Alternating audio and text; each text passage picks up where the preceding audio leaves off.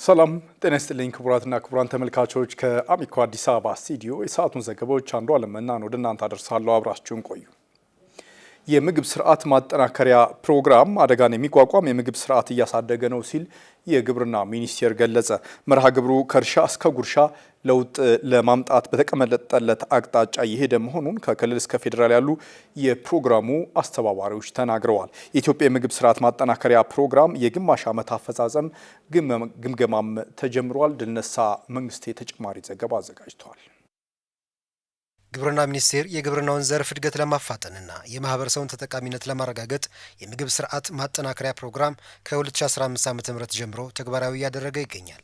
የቀድሞው የግብርና እድገት ፕሮግራም ኤጂፒ የአሁኑ የምግብ ስርዓት ማጠናከሪያ ፕሮግራም ኤፍኤስአርፒ በዓለም ባንክ ዋና የገንዘብ ድጋፍ ከሶማሌና አፋር ክልሎች ውጪ በ10 ክልሎችና በሁለቱ ከተማ አስተዳደሮች ላይ ለ7 ዓመት የሚተገበር መርሃ ግብር ነው። የምግብ ስርዓት ማጠናከሪያ ፕሮግራሙ የግማሽ ዘመን አፈጻጸም እየተገመገመ ሲሆን የአማራ ክልል የፕሮግራሙ ኃላፊ አቶ ተስፋውን መንግስቴ ለውጦችን እያየን ነው ይላሉ። እንደ አማራ ክልል በተለይ ጎልቶ እየተሰራ ያለው የኢሪጌሽን ላይ የውሃ ማሰባሰብ ስራ ነው። እንግዲህ ያው እንደሚታወቀው አማራ ክልል የውሃ በስፋት ውሃ ያለበት ክልል ነው። ይህን ውሃ ወደ ልማት በማስገባት በኩል ይህ ፕሮግራም እውነት ለመናገር ሰፊውን በጀት የሚመድበው ለዚህ ነው። ስለዚህ በስፋት እየሰራ ነው የሚገኘው።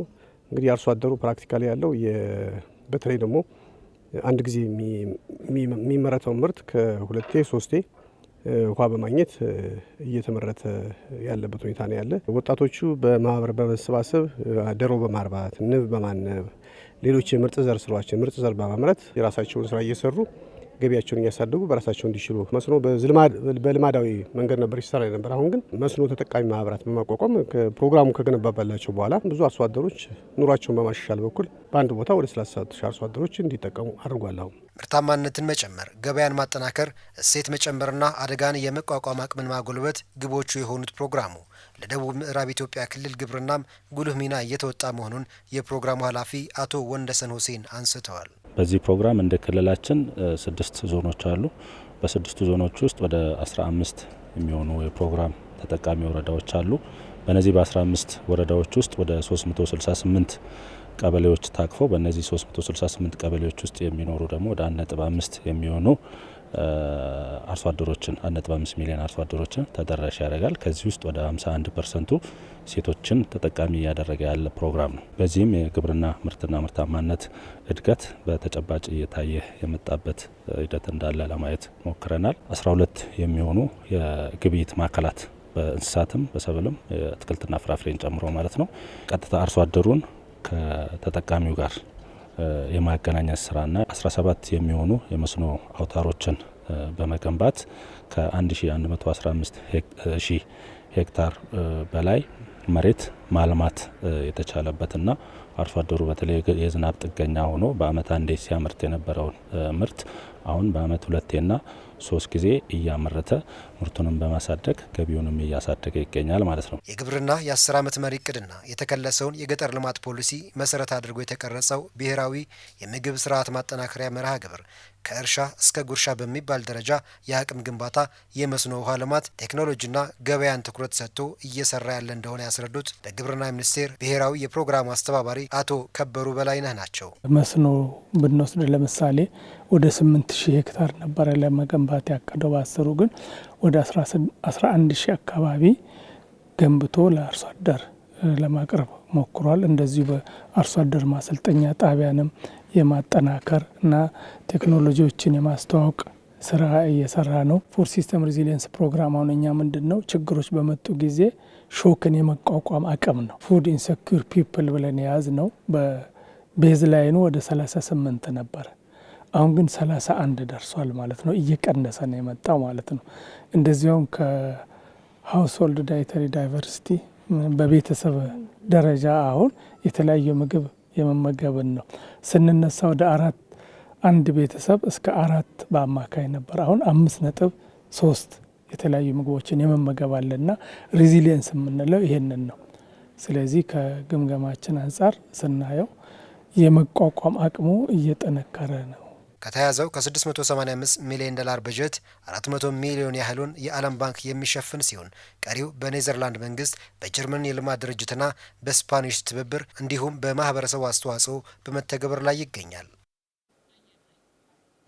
ኢትዮጵያ አሁን ካለው ዓለም አቀፋዊና ቀጠናዊ የፖለቲካ አሰላለፍ አንጻር የባህር በር ጥያቄ ያነሳችበት ጊዜ ትክክለኛ ወቅት ነው ሲሉ የአፍሪካ ቀንድ ጂኦፖለቲካ ተመራማሪ ዶክተር ጋሻው አይፈራም ገለጹ።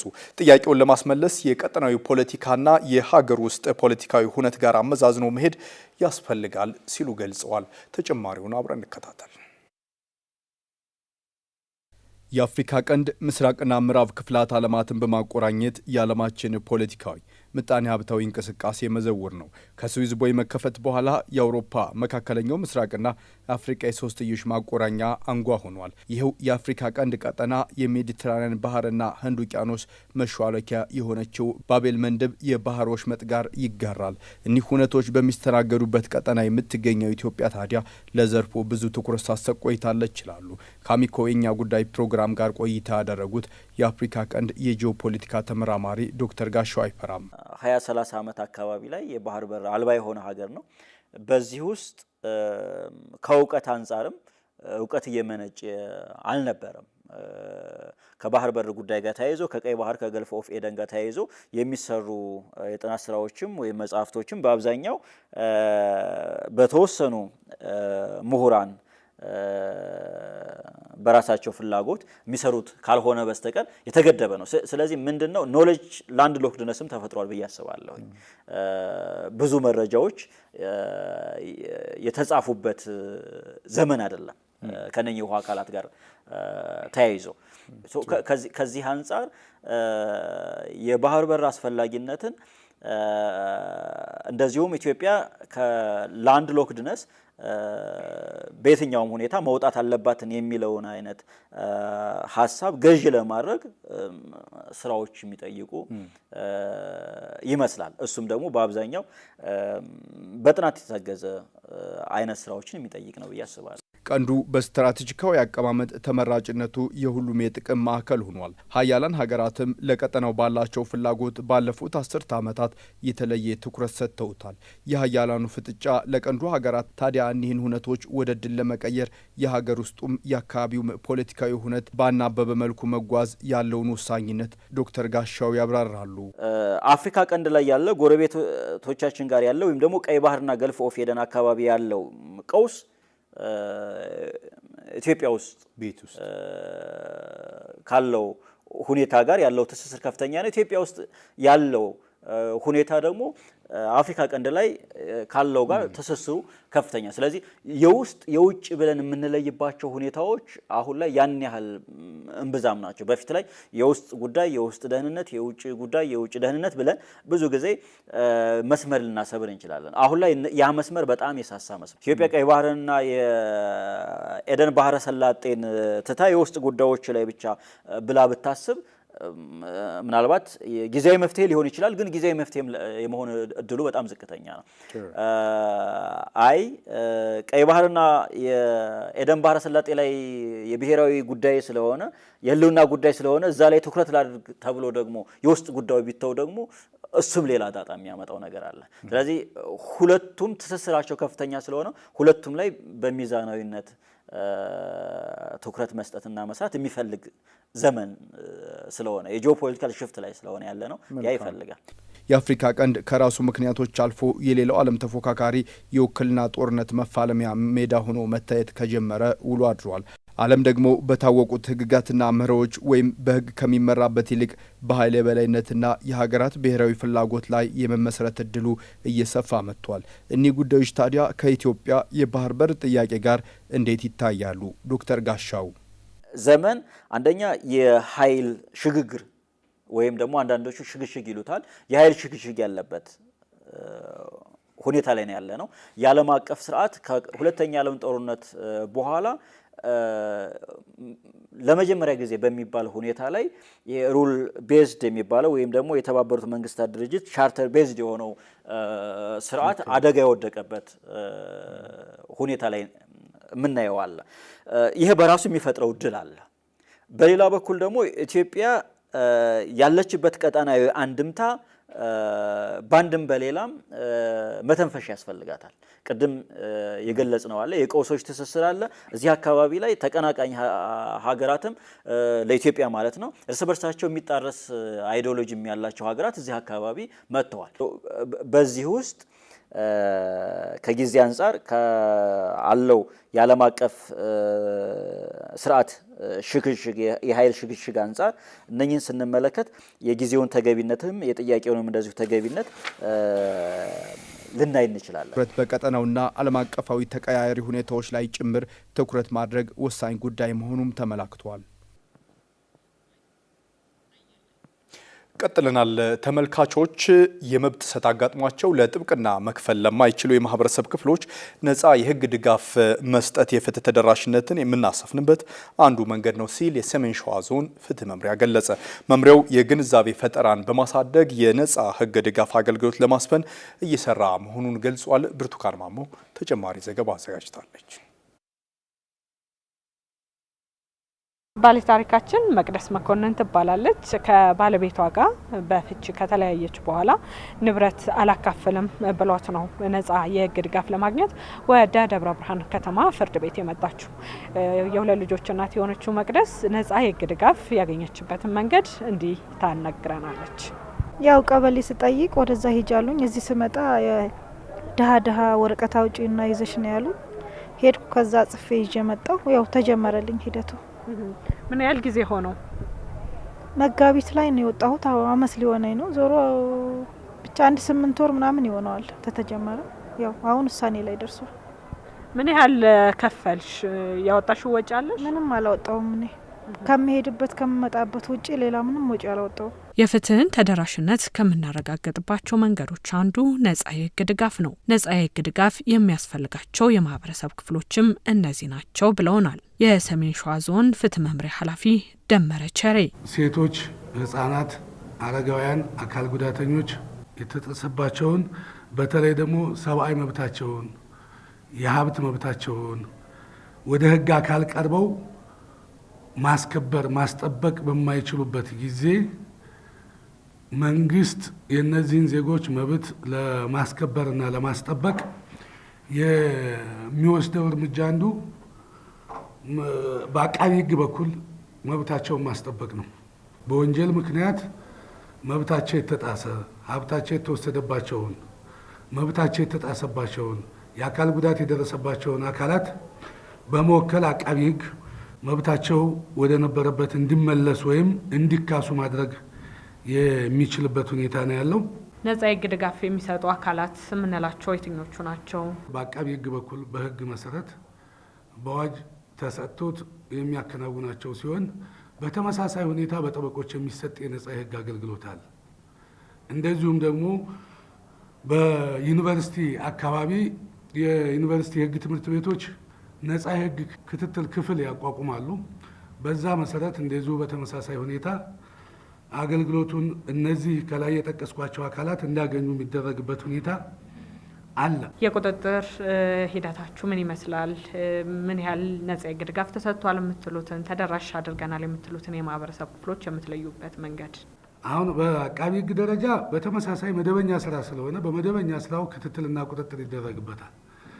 የነፃ የህግ ድጋፍ አገልግሎትን እንደ ማንኛውም የመንግስት ጉዳይ ይዞ አቃቢ ህግ ይከታተላል፣ ይቆጣጠራል፣ ይገመገምበታል፣ ይመዘንበታል። ለጠበቆችም በተመሳሳይ ሁኔታ ተግባሩን ብቻ ሳይሆን የፍትህ ቢሮ መዋቅር በየደረጃው ያለ የፍትህ ቢሮ መዋቅር ጠበቆችን ከዚህ አንጻር ክትትልና ቁጥጥር እንዲያደርግ ይህን አገልግሎት የማይሰጡ ከሆነ የዲስፕሊን ተጠያቂ ከባድ የዲስፕሊን ግድፈት አድርጎ ነው ያስቀመጠውና በዲስፕሊን ጭምር እንዲጠየቁ የሚደረግበት ሁኔታ በግልጽ አዋጁ ላይ የተቀመጠበት ሁኔታ ነው ያለው።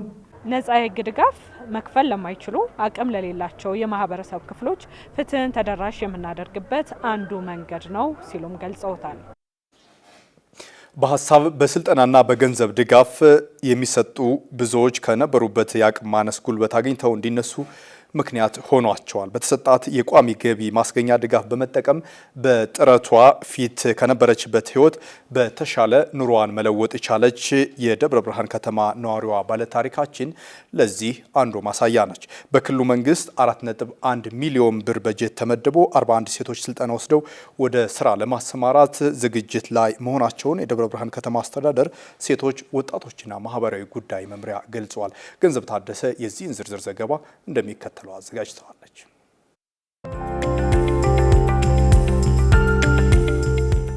ባልትና ማለት ያው ሁሉንም ያካትታል። ሚጥሚጣ አለ፣ በርበሬ አለ፣ ሽሮ አለ። ሽሮንም ለሁለት ተከፊዋለሽ ማለት ምጥን አለ፣ ነጭ ሽሮ አለ፣ በሶ አለ፣ እንጀራ አለ። እሱን ነው የምሰራው ያሁኑ ህይወቴ ማለት ነው። በወቅቱ የተባለው ያው 100 ሺህ ብር ነበረ ማለት የቤት እቃ ምንም የለኝም ነበረ። የቤት እቃን ገዙልኝ ራሳቸው ወጥተው አንድ ባንድ እንትን ሳይቀር ማዞሪያ ማለት የእንጀራ ማዞሪያ ሳይቀር እሱ ሳይቀር ገዝተውልኛል። በቃ ሁሉን ነገር ያላረጉልኝ ነገር የለም። ብዙ ስቃይ ነበረብኝ። በቃ ጎዳና ተዳዳሪ በይ አልወጣሁም እንጂ በቃ ምን ብዬ ልንገርሽ አይምሮዬ ትክክል አልነበረ። አሳከመኝ ነው ማለት ህጻናትና ሴቶች ጉዳይ የዛኔ እንግዲህ እንዴት ጠቆሟቸው ይሁን እንዴት እንደሆነ አላቅም እነሱ ደረሱልኝ። ሙሉ ህክምና ያው ራሳቸው ሸፍነው ማለት ነው። እና ያው ከዛም ተመልሼ እንግዲህ አሁን ደግሞ እንደዚህ ሆኜ ሰው ሆኜ ልጆችም እንደ ሰው ግል ትምህርት ቤትን ባይማሩ መንግስት ትምህርት ቤት እያስተማርኳቸው ነው። ቀበሌውም አመሰግናለሁ ይህን ቤት ሰጡኝ አቋቋሙኝ። እንደዚህ ሊያበቃኝ የቻለው ትቶኝ ሄደ ወንድ ነው። ምንም ባዶ ቤት ትቶኝ ሄደ። አራስ ሆነሽ ነው? አዎ እሱን ባታነሽብኝ ይሻለኛል። በእውነት ነው የምልሽ እርቦኛል።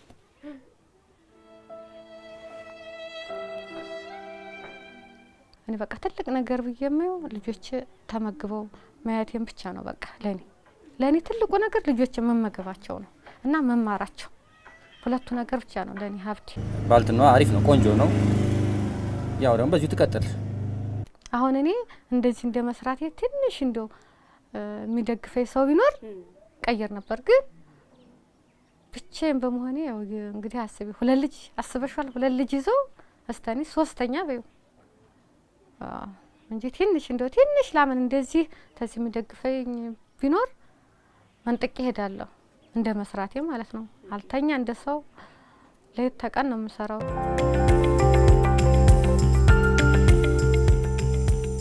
ምንም የሌላት ናት። በጣም በከፋ ችግር ውስጥ የምትገኝ ሴት ነበረች። ሴት ዛሬ እንግዲህ እንዳያቸዋት የባልትና ውጤቶችን ትሰራለች። አልባሳት በሼር ከፍታ ትሰራለች የመሸጫውን እና ጥሩ እንቅስቃሴ ጥሩ ለውጥ ላይ ነው ያለችው ማለት ነው። ከነበሩበት አሁን የተሻለ ህይወት ውስጥ ናቸው ያሉት። እነሱም ታይቶ ክልሉ በዚህ አመት ወደ 41 የሚደርሱ ሴቶችን ለእያንዳንዳቸው 100 ሺህ ብር ለ4.1 ሚሊዮን ብር በጀት ይዞ ሰጥቶን ምልመላውን ጨርሰን ስልጠናውን ወስደዋል ሴቶች። በቀጣይ ወደ ስራ የምናስገባ ይሆናል ማለት ነው።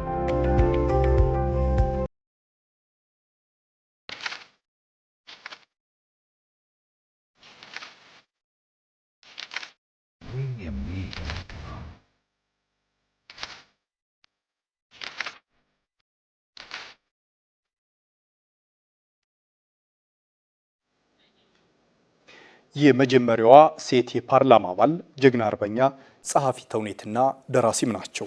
ከአርበኝነት ተጋድሏቸው ባለፈ የሴቶች የሰብአዊ መብት ተሟጋችም ናቸው። ስንዱ ገብሩ በዛሬው የማናቸው ዜና አምዳችን ስለ ክብር ዶክተር ስንዱ ገብሩ እንነግራችኋለን። መሰረት መቅጫ አሰናድታችኋለች። አብረን እንከታተል። የመጀመሪያዋ ሴት ዲፕሎማት፣ የአይበገሪነት ተምሳሌት፣ የመጀመሪያዋ ሴት የህግ መወሰኛ ምክር ቤት አባልና ምክትል ሊቀመንበር ስንዱ ገብሩ በጥር ወር 1908 ዓ.ም በሸዋ ክፍለ ሀገር በአዲስ ዓለም ከተማ ነው የተወለዱት። አባታቸው ታዋቂው ዲፕሎማት ከንቲባ ገብሩ ናቸው። የመጀመሪያ ትምህርታቸውን በቤታቸው ካገኙ በኋላ ወደ አዲስ አበባ በመሄድ በስዊድን ሚስዮን ትምህርት ቤት እስከ 8ኛ ክፍል ድረስ ተምረዋል። ቀጥለውም ትምህርታቸውን በስዊዝና በፈረንሳይ በመዘዋወር በዲፕሎማ አጠናቀዋል። በፋሺስት ጣሊያን ወረራ ወቅት ወይዘሮ ስንዱ ከአርበኞች ጋር በመቀላቀል በጀግንነት ተዋግተዋል። ስንዱ ገብሩ ለሀገራቸው ጥልቅ ፍቅር የነበራቸው ነበሩ። በወቅቱ በጦሩ ለተጎዱ ቀይ መስቀል በማቋቋም የተጎዱ አርበኞችን ሕይወት ታድገዋል። በፋሺስት ተይዘው በእስር ለ9 ወራትም ቆይተዋል። እስር ለነጻነት ዋጋ ከመክፈል ያላገዳቸው ስንዱ ገብሩ ከእስር ከተፈቱ በኋላም ለአርበኞች የስነ ልቦና ድጋፍ በመስጠትና መረጃዎችን በማቀበል ትግላቸውን ቀጥለዋል። ከድል በኋላ ወይዘሮ ስንዱ ለ2 ዓመታት በደሴ ከተማ በሚገኘው የወይዘሮ ስህን ትምህርት ቤት አስተዳዳሪ በመሆን አገልግለዋል። ከዚያም ወደ አዲስ አበባ ተመልሰው በእቴጌ መነን ትምህርት ቤት የመጀመሪያ ሴት ርዕሰ መምህር ሆነዋል። በትምህርት ቤት ቆይታቸው ኮከብ ያለው ያበራል ገና፣ የየካቲት ቀኖችና የኑሮ ስህተት የሚሉ ተውኔቶችን ደርሰዋል። በልባቸው የስነ ጽሁፍ ፍቅራቸውን ፈትሸው ካገኙበት ዕለት ጀምሮ ለስነ ጽሁፍ ጀርባ ላይ ሰጡ ለራሳቸው ቃል ገቡ። በዚህ የተነሳም ስነ ጽሁፍን ለሌሎች አስተምረዋል። ከጸሐፊ ተውኔት የወፍታሔ ንጉሴ ጋር በመሆንም በትምህርት ቤት ተውኔቶችን አዘጋጅተዋል። ለንጉሱ ልደትም በሴቶች ብቻ የተሰራ ተውኔት ማዘጋጀታቸው ይነገራል። ለንጉሳዊ ቤተሰብ ሌላ ልደት ከ1947 እስከ 1955 20 ተውኔቶችን ሲጽፉ ተጨማሪ 20 ትርኢቶችንም አዘጋጅተዋል። ከነዚህ ተውኔቶች መካከል ብዙዎቹ ትግሉን የሚዳስሱ የኢትዮጵያንን ጀግንነትና ሰማዕትነት የሚያሳዩ መሆናቸው ይነገራል። አብዛኛዎቹ በአማርኛ ተጽፈው ለተውኔት የበቁ ቢሆንም ጥቂት የማይባሉት በእንግሊዝኛ የተጻፉ ነበሩ። በፈረንጆቹ 1950 ያሳተሙት ብቸኛው መጽሐፋቸው የልቤ መጽሐፍ እንደሆነም ይነገራል። አይበግሬዋ የጽናት ተምሳሌት ወይዘሮ ስንዱ ገብሩ ከሀገር ወዳድነትና ጀግንነታቸው ባሻገር ለሴቶች መብትም የታገሉ ናቸው። ከ1948 እስከ 1952 ዓ.ም ድረስ የመጀመሪያዋ ሴት የሕግ መወሰኛ ምክር ቤት አባልና ምክትል ሊቀመንበር በመሆንም ሰርተዋል። የሴቶች ሰብአዊ መብት ተሟጋችም ናቸው። ለሀገራቸው ላበረከቱት የላቀ አስተዋጽኦ የወርቅ ሜዳሊያ፣ የንግስተ ሳባ የወርቅ ኒሻን፣ የቀይ መስቀል የወርቅ ሜዳሊያና ከአዲስ አበባ ዩኒቨርሲቲ የክብር ዶክትሬት ተሸልመዋል። የመጀመሪያዋ ሴት የፓርላማ አባል፣ የሴት የሰብአዊ መብት ተሟጋች፣ ጀግና አርበኛ፣ ጸሐፊ ተውኔትና ደራሲ የክብር ዶክተር ስንዱ ገብሩ በ2001 ዓ.ም በ93 ዓመታቸው አርፈዋል። ስንዱ ገብሩ ደራሲ፣ መምህርት፣ አርበኛና የመብት ተሟጋች። በኢትዮጵያ ሴቶች ማህበራት ቅንጅት የተዘጋጀውን ተምሳሌት የተሰኘ መጽሐፍን በምንጭነት ተጠቅመናል። ተመልካቾቻችን የአሚኮ አዲስ አበባ ስቱዲዮ የዜና ሰዓታችን አጫጭር ዘገባዎችን የሚመለከትበት ሰዓት ላይ ደርሷል። መሰረት መቅጫ ታስደምጠናለች።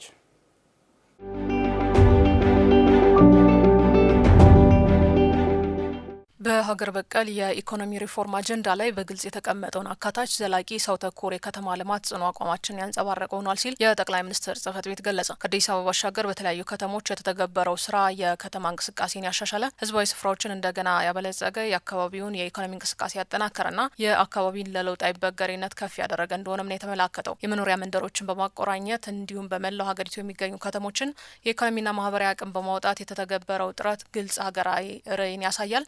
ይህ ራዕይም ለመኖር ምቹ ተወዳዳሪና አካታች ሆኖ በመላ ኢትዮጵያ የተመጣጠነ ልማትና የጋራ ብልጽግና የተረጋገጠባቸው ከተሞችን የመገንባት ራዕይ ነው ብሏል። የጠቅላይ ሚኒስትር ጽህፈት ቤት መረጃ ነው።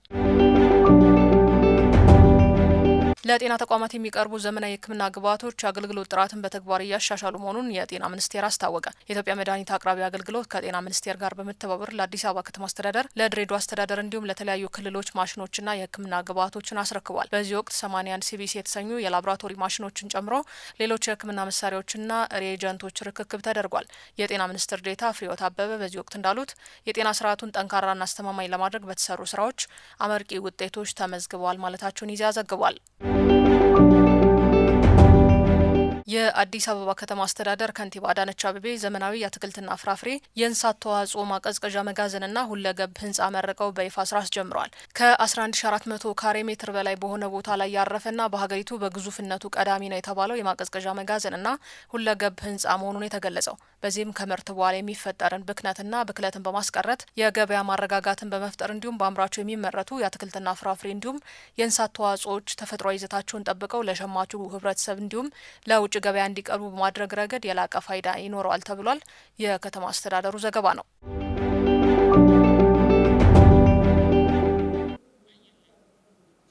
ተመልካቾች ከአሚኮ አዲስ አበባ ስቱዲዮ ለሰዓቱ አዘጋጀንላችሁ ዘገባዎች እኒህን ይመስላሉ። ዘገባዎቹን ደግሞ አንዷለም መናን ወደ እናንተ አሻገርኩ። ስለተመለከታችሁን አመሰግናለሁ። ጤና ይስጥልኝ።